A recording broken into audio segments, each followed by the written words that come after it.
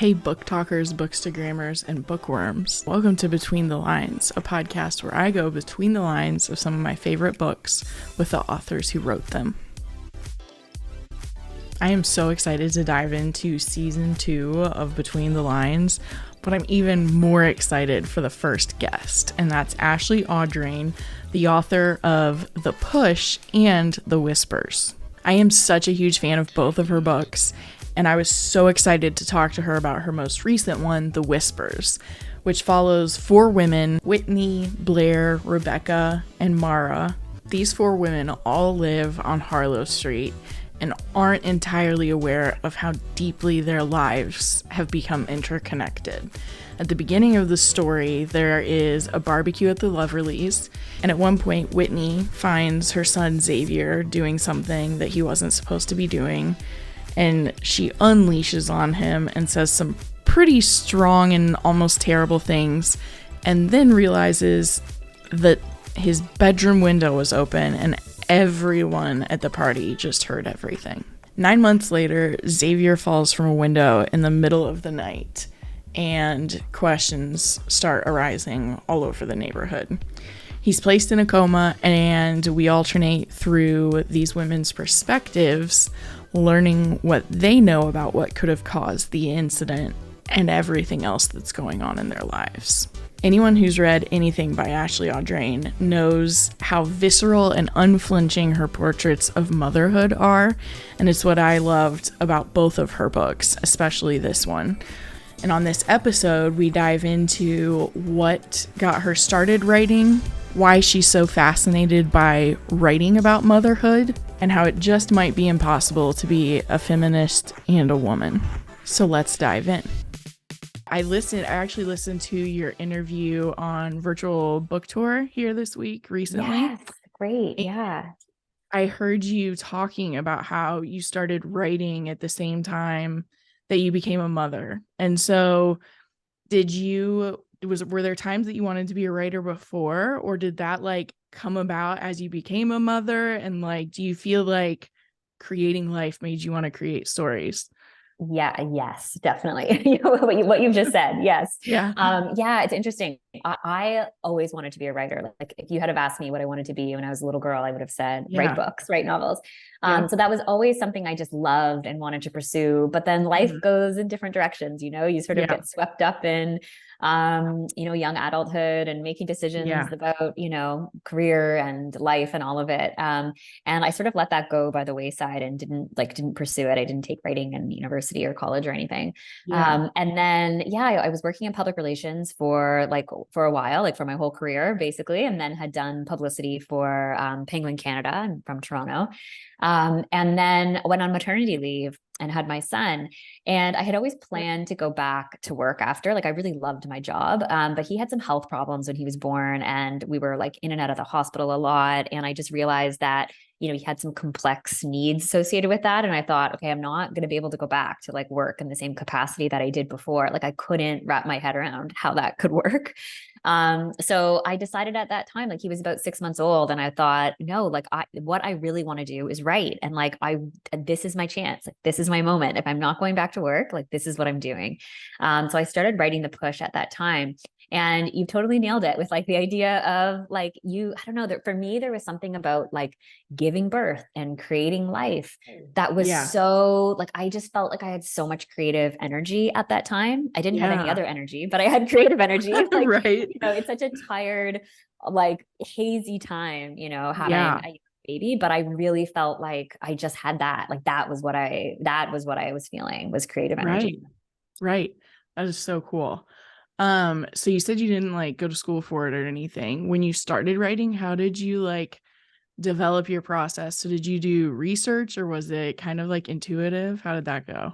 A lot of it I think is sort of intuitive. I think writing, actually once I was working in public relations, after I graduated, I would often do just community college night courses or weekend courses on fiction writing, just to get into it and be surrounded by other writers. I met some really like interesting people who I normally would not cross paths with, but we all loved writing and kind of would, you know, share work and workshop stuff.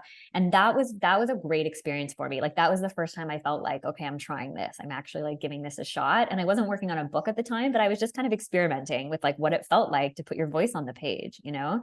And so that's kind of how it started for me. I mean, I definitely learned some basics there, but I think I pretty quickly learned that like you can get that stuff from a writing class, of course, but you just have to do it. Like you just have to sit down and do it. And the only way your writing gets better is just to keep writing and show it to people and like be open to critique and open to feedback.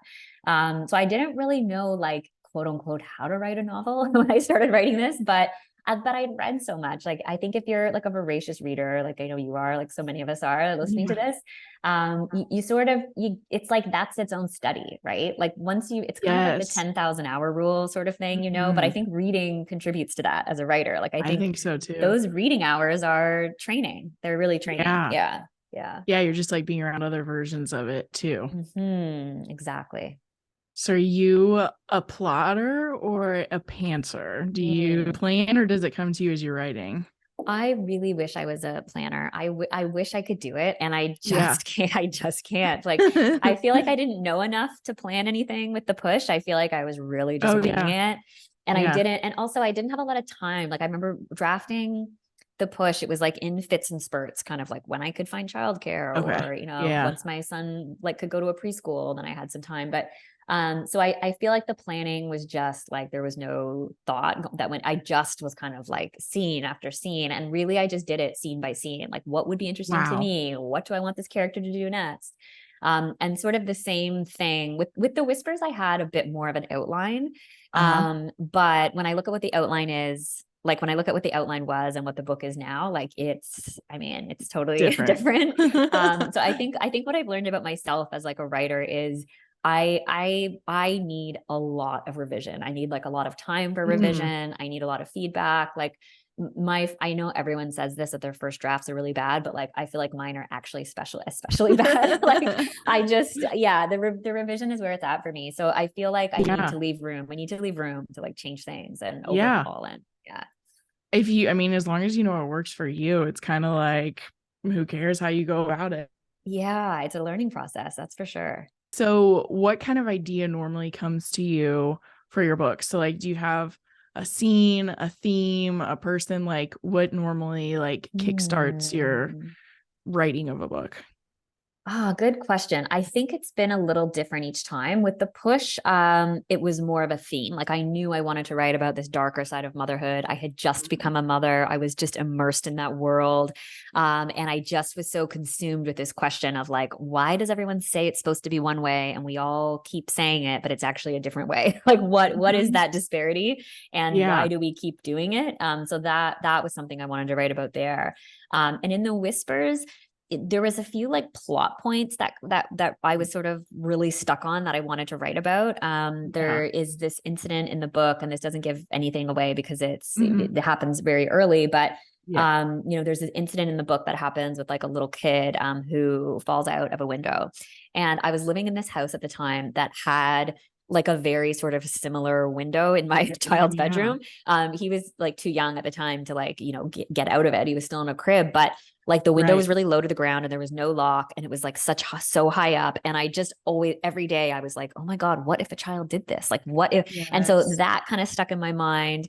And I was spending a lot of time at the hospital at that time, the children's hospital with my son. And I kept thinking about like that environment and that dynamic and families there. And so there was all these little things. Like also I lived next door to this really wonderful, like Portuguese family. Like the parents were in their 80s and they didn't speak English. And that became sort of this, you know, part of the plot and part of the character. So I feel like at that time I was kind of collecting these things that were just really of interest to me. And they all kind of came together to be the Whispers. That's really cool. It is kind of like, I feel like I've talked to authors where it is just kind of like the random things that are happening in their life are like influencing it the most. And it does make sense. Like that's like what your brain is most like used to or whatever.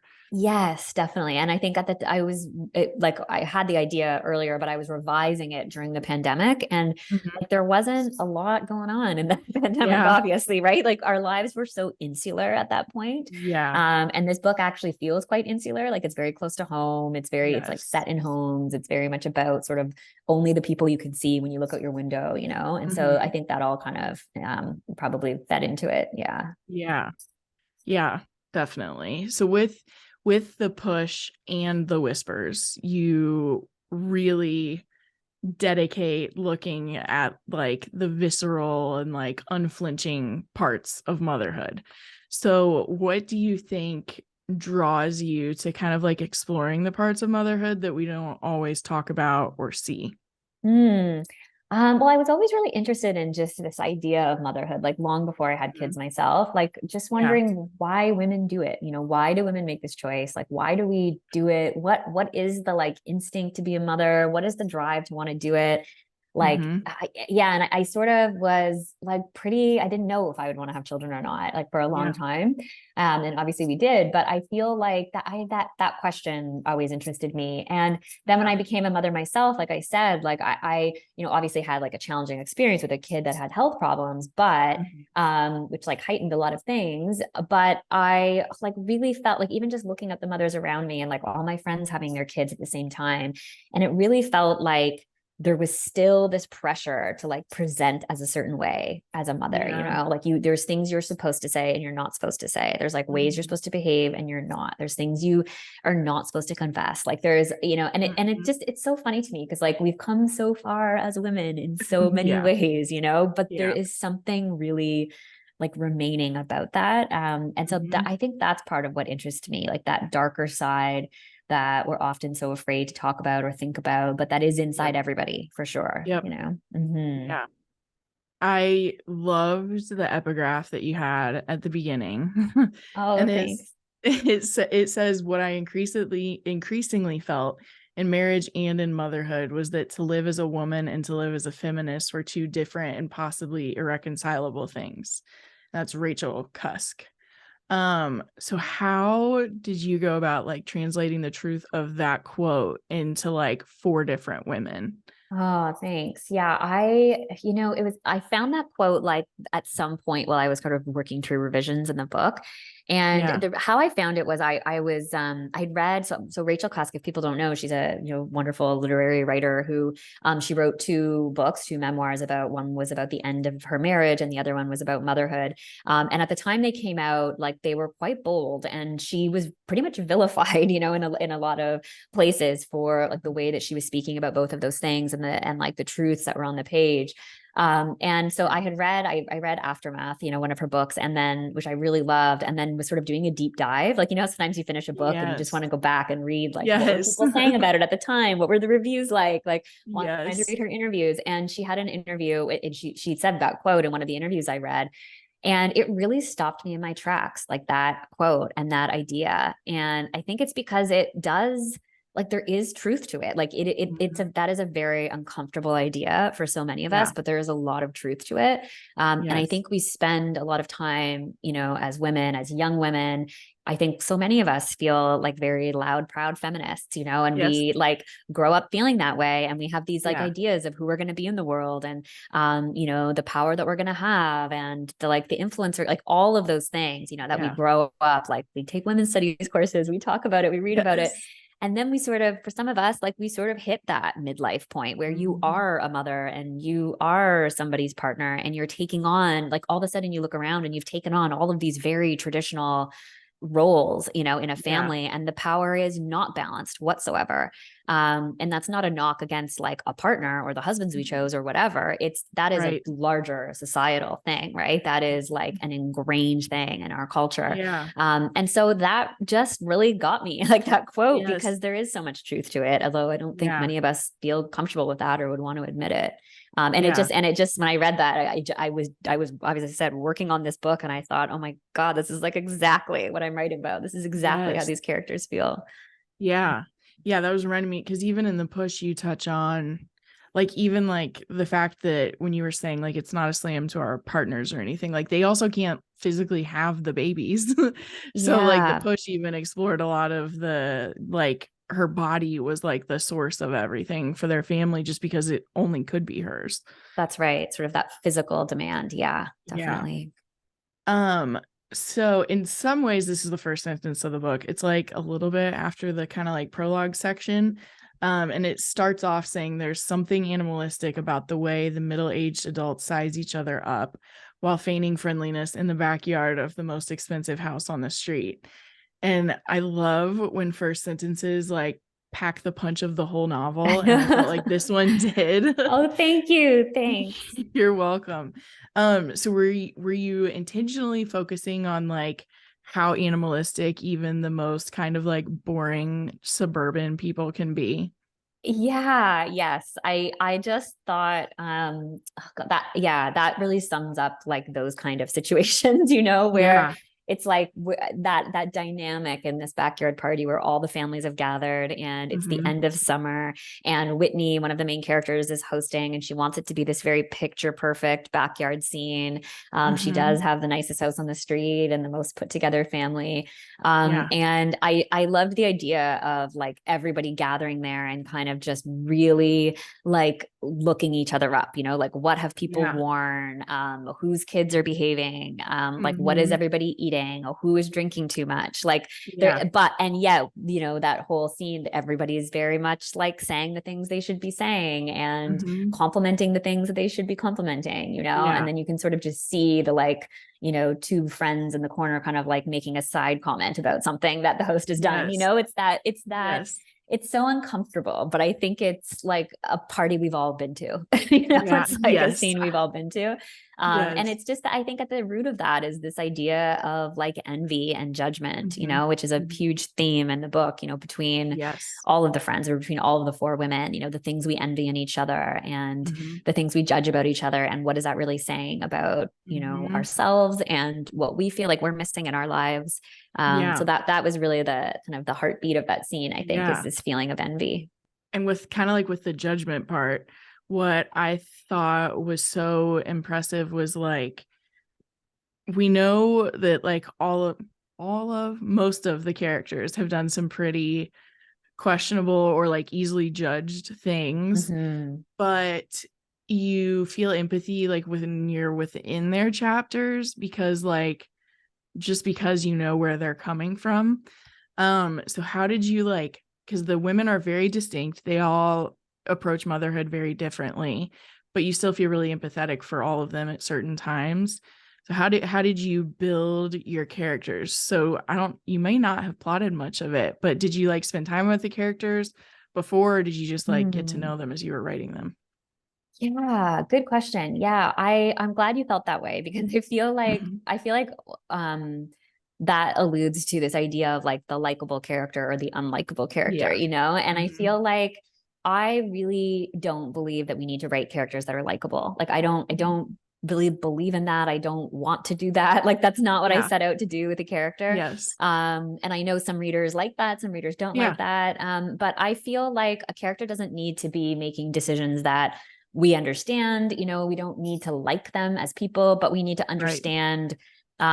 to understand where they're coming from, right? Like we don't need Mm-hmm. to feel like, oh, I would do that too. Like that's, to Yeah. me, there's a difference between like a character that's relatable, and a character that we like. Yeah, Mm-hmm. so these characters they make like really questionable choices and they put themselves in some really tough situations and they have thoughts that we wouldn't necessarily want to have. But I Mm-hmm. think that's the empathy piece. Yeah, is just making Yes. sure that the reader really feels like they understand where the character has come from, why they have done, like truly why they have done the things they have done, even Yeah. if it's not something we would do. Yeah, and so I just Yeah. think that takes work, like with the like time and like revision work. Right. I think I always know in a first draft that like my characters aren't who they really are going to end up being. There's sort of like a Okay. shell of themselves at the beginning, and then it's like a Yeah. building, like a layering Yeah. on in turn to make sure that they feel like solid and real and all of that. Right. Yeah. So I think time. I think like I don't know that I could ever Mm-hmm. write like publish on a book a year schedule for that reason. I feel like I Right. just need more time with the characters to figure them Yeah. out. Yeah, when it's really character driven, there's like more to figure out than just like what's happening Yeah, plot for me, wise. yeah, I need to really let them like live in me for a little bit. Yeah. Yeah, that makes a lot of sense. So I am gonna ask some questions that get into spoilers. So if anyone hasn't read it, just pause. But if you've already read it, you can keep listening. So Blair's struggle with her identity as being a mother and a person is a really large part of her story arc. Mm. And at one point, it's even like discussing everything she's doing on a daily basis. And it says, and yet Chloe's, her daughter, Chloe's needs consume Blair, or Blair finds herself needing to be consumed. So how did you balance that like tug of war in Blair of like really loving being consumed by Chloe, but like also wondering what it would be like to not? Yeah, good question. Yeah, I that was so core to her character, I think. Like so core that conflict is so core to her. And she's given up so much in her life to like be where she's at right now. You know, she gave up her career, she's like given up a lot of happiness in her marriage.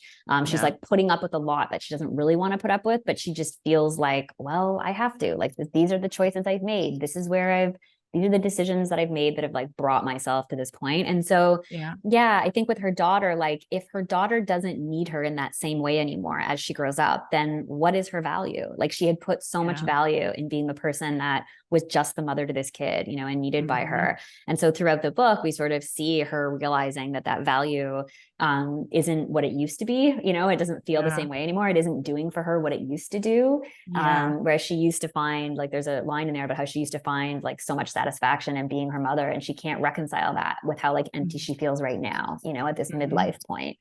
And we sort of see that takes her to some very dark places, and it takes her to you know, to make some pretty terrible decisions in the end as well. You know, but yeah, she's really caught in a tough place. And I think it's a place a lot of women can relate to. I think that's like a really relatable place to be, you know, at the midpoint in your life, having raised kids. Yeah. Yeah, I think so. So I always love when I find the section that kind of like gives the book its title. Oh yeah. And it was so cool in the Whispers. So it says she'd once heard them described as the whispers, the moments that are trying to tell you something isn't right here. The problem is that some women aren't listening to what their lives are trying to tell them. They don't hear the whispers until they're looking back with hindsight, feeling blindsided, desperate to see the truth for what it is. But maybe she's just paranoid, too much time on her hands to think. Do you think less tragedy overall would have happened if like the women of the whispers felt like they could listen to the whispers? And then especially at the end there, do you also feel like it would have needed to be that people would believe them too? Yes. Yeah. That's a good point. Yes. I think for sure. I think that there's so many of the things that go wrong in this book, I think could have been avoided if, there was the listening to those whispers and also the doing something about it. You know, there's kind of two different things. And I think like why I have so much empathy for these characters, even in the instances where they don't want to listen to the whispers, they don't do anything about it, is because like we all know how hard that is, right? That like you do have whispers in your life or instincts about things in your life that like you're just not going to do anything about it because the consequence is just too grave. Like it's just gonna, like, it's very hard for, you know, somebody to like listen to an instinct and follow through with it and do something about it if the end result is going to blow up their lives, right? And each of these women are sort of caught in that really like particular predicament, so you can sort of understand like why they're doing the things they're doing. You know, but I think at the heart of it is like if we really listen and if we can do something about it, like each of these characters I think would be in a different place at the end of the book. Definitely. I loved both of your endings in the push and the whispers, and I feel like both of them are like they feel open-ended, but they also kind of aren't, because they still like answer some of the main like questions of the book. Like you're still getting a satisfying answer, but technically it's not like a complete conclusion of everything. But I just loved both of them. But at the end of the whispers, you're welcome.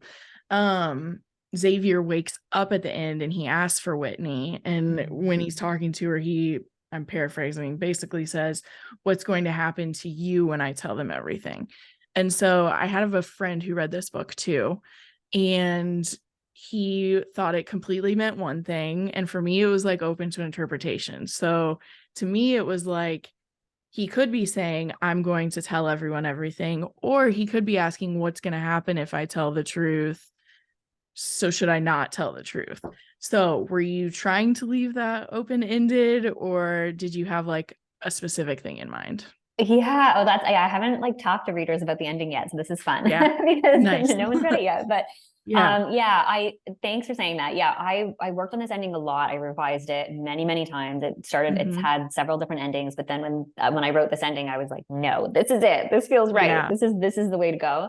Yeah. And I did play with the wording because I feel like I do want there to be, I always love like some level of interpretation to an ending because I feel like it gives the reader like just a bit of agency in like how they want to feel about the book, which I think is cool. As a reader, I like that. I think it probably frustrates some people, but I'm sure it does. But I really couldn't decide whether I should be like giving Xavier this power at the end or not, and like how much I wanted to put Whitney through. And that was hard because I feel like I'm always kind of standing up for Whitney, and the choices that she's made and what she's done. But I feel like that to me, like this was the right outcome, was for him, this boy, to like for the very first time, like get some power back, some power back. And somebody else who read the ending pointed out that like, oh, well, in both, which I did not consciously do, but like in both the Push and the Whispers, these kids come through at the end with like having way more power, like over the adults than they should. And I didn't consciously do that, but it is true, in both books.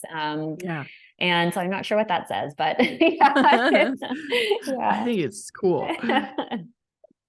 Yeah, I love just leaving it like that, because to me too, it was also like with Xavier, like even though obviously his relationship was really difficult with his mom, I think especially at that age, you're still wanting to protect your parents. So exactly. That's what I thought was cool about it. And I think that's right. I think that you're absolutely right. There is this sort of like you are, as a kid, like your loyalty is to your parents. Like that is your world. Right. And when it is so fraught, like it is between Whitney and Xavier, like what does that mean? Like what, so that was interesting for sure. Yeah. I loved it. Oh, thank you, Kate. I'm sure other people did too. Oh, thanks very much.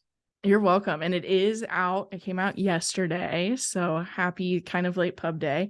But everybody can go and get it and read it. Where should people follow you to stay up to date with everything? Yeah, I am mostly on Instagram. So at Ashley Audrain on Instagram, and I post most kind of stuff there. Also on Twitter at Audrain. Nice. Yeah. I will add those links into the show notes so people can go there. And thank you for being on the podcast. Oh, thanks, Kate. I love chatting with you. Those are great questions. Thank you. I hope you enjoyed this episode of Between the Lines. And if you did, the biggest thing you can do to support the podcast is to go rate and review it on whatever platform you listen on. You can also follow me on Instagram at the girl with the book on the couch. And if you still need more thrillers in your life, check out Killing the Tea, my other podcast where I talk to my friend Gare about literally everything we read.